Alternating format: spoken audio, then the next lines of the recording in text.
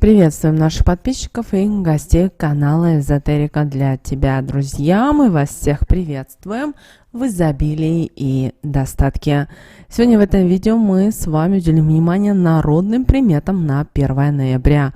В этом видео поговорим о церковных праздниках на этот день, поговорим о народном календаре на 1 ноября, а также поговорим, что можно и чего нельзя делать в этот день. Итак, друзья, далее все более подробно в этом видео.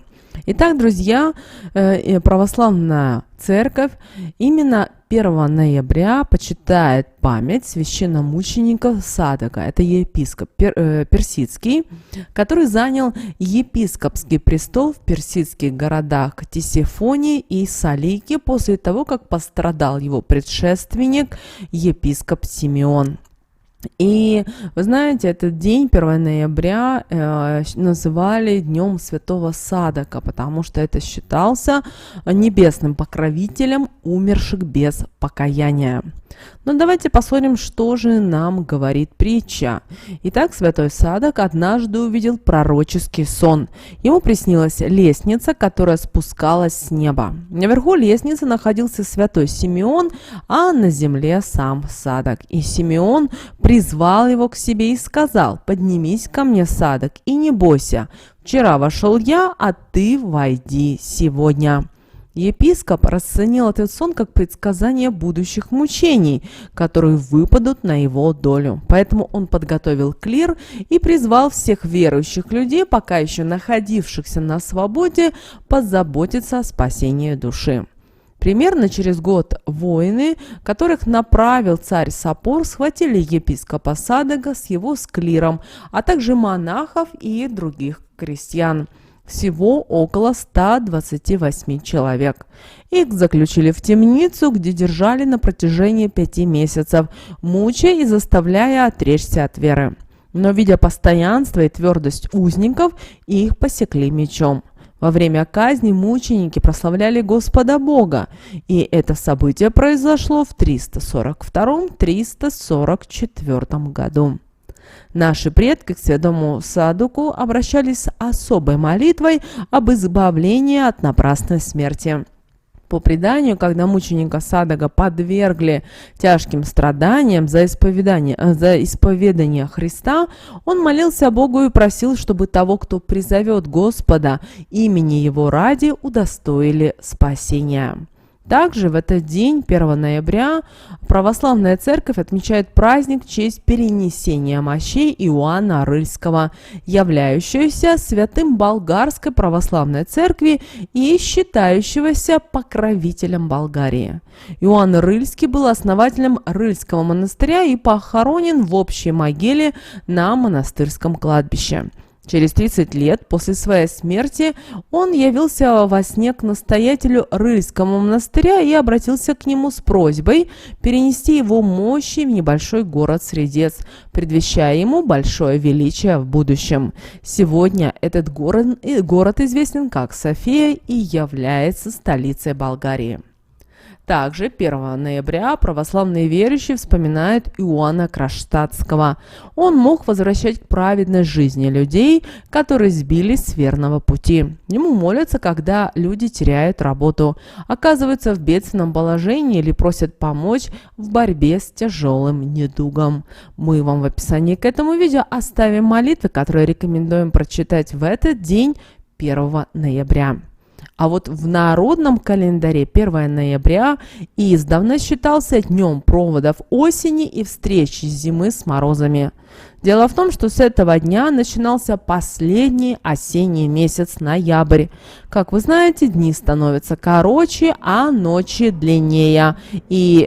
И ноябрь в народе называли по-разному: и полузимник, первозимье, свадебник или предзимье.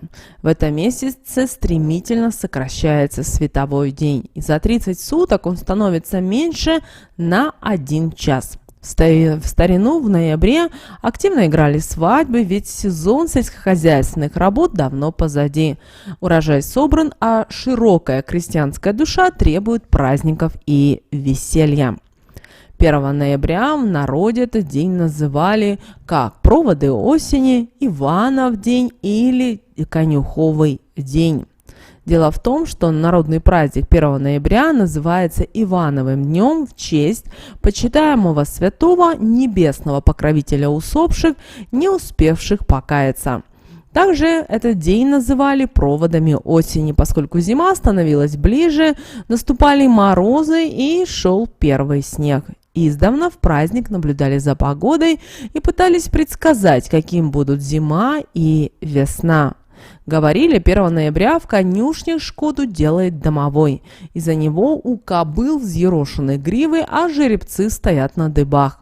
Ну а чтобы домовой успокоился, его кормили кашей и ржаным хлебом. В Иванов день для домочадцев готовили мясные блюда. Деревенские жители резали кур, готовили бульоны. Обязательно кормили птиц, чтобы привлечь в дом удачу и счастье. Вечером веселились, пересказывая страшные истории. Перед сном загадывали сокровенное желание, клали под подушку яблоко, а утром его съедали. Праздник 1 ноября старались наши предки отметить в тесном семейном кругу. Читали молитвы, чтобы были спасены души, избавлены от внезапной ранней смерти.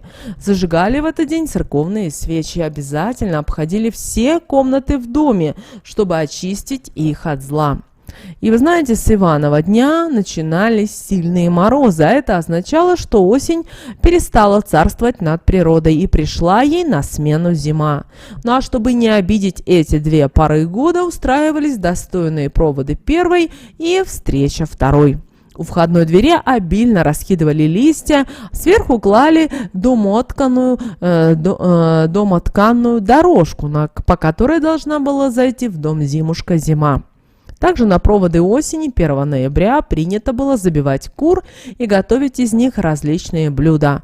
Это мог быть и суп с лапшой, жареная птица с картофелем, вареная, также пареная и тушеную с грибами. Но коронным угощением был курник. Это был пирог с курицей. У каждой хозяйки был свой рецепт, которым она не делилась со всеми, передавая только лишь своей дочери или невестке. Также 1 ноября этот день еще называли днем конюховым, поскольку сегодня дворовые в конюшнях балуются, пугают лошадей, путают им гриву и сбрую. Мужики, зная, что большего вреда их коням не будет нанесено, не мешали озорнику. Уходили в дом, сидели за накрытыми столами, пили брашку, пиво, а также рассказывали байки, делились какими-то историями интересными. Проводились даже своеобразные соревнования, кто веселее или страшнее расскажет, после которых наказывали проигравшего. По народным приметам считалось, что если 1 ноября сороки будут сильно шуметь, то могут разозлить дворового, а недовольный он мог не просто шалить с лошадьми, но и нанести вред им особым образом. Поэтому сорокам в этот день кидали корма вдоволь, чтобы они наелись и никого не беспокоили. Однако сороки неугомонные, поэтому на всякий случай читали специальные магические слова на лошадей. Также в этот день, 1 ноября, обязательно кормили птиц. Чтобы в семье царил мир, взаимопонимание и все близкие были счастливы, в первый день ноября хозяйкам нужно было приготовить суп из курицы, испечь пироги с куриным мясом и угостить этими блюдами всех своих родных и близких. Дабы человек не обнищал, а наоборот нашел шанс приумножить свои деньги, наши предки в этот день старались щедро накормить птиц. Также важно не было отказывать в помощи нуждающимся людям и подавать милостыню. Также в этот день обращали на природные народные приметы. Итак, если 1 ноября идет снег, значит весна будет поздней и холодной. Ну а если день теплый, значит весна наступит рано. Если на улице сыро и слякотно, настоящая зима еще 4 недели не наступит. Ну а если выпал снег и высокая влажность, весной много будет подснежников. Но если сорока скачет возле дома, то ждите новостей. Именины 1 ноября празднуют Дмитрий, Иван, Леонид, Михаил, Николай, Павел, Петр, Сергей и Феликс.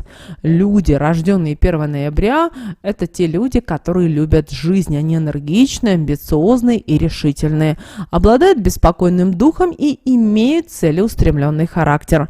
Они сильны физически и морально, уверены в своих силах и дают отпор любым трудностям. Самолюбие часто толкает их на жестокость.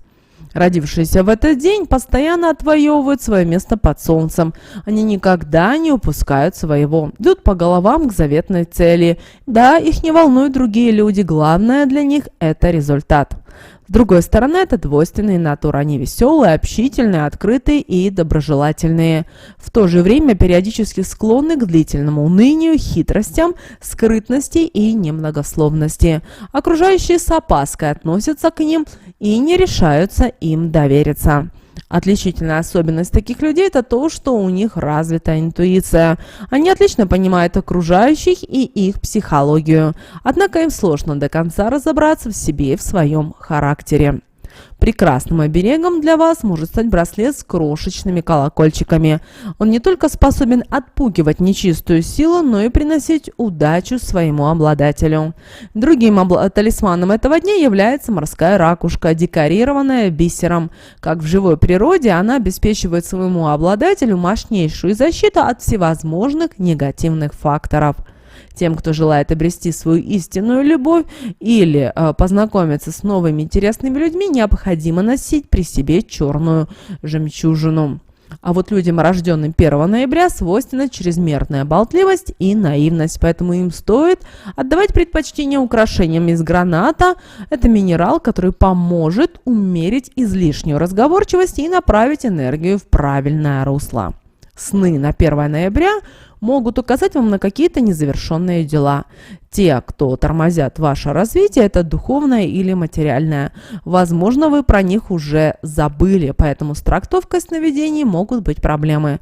После пробуждения необходимо записать все, что удалось запомнить, и основательно покопаться в памяти. Также в эту ночь можно увидеть тех, перед кем вы в долгу. Причем не только финансово. Возможно, вам оказали моральную поддержку и теперь ждут ответной. После таких сновидений нужно постараться найти тех, кто вам когда-то помог. Либо отдать долг, либо предложить свою помощь. Что же нельзя делать в Иванов день 1 ноября? Вы знаете, с древних времен и до наших дней дошла одна народная примета, которая говорит о том, что нельзя в Иванов день заставлять лошадей работать.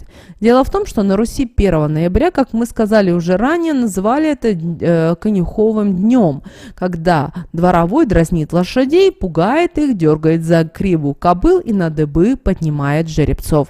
Поэтому в Иванов день не рекомендуется нагружать лошадей тяжелой работой. Их нужно досыта накормить, расчесать и почистить.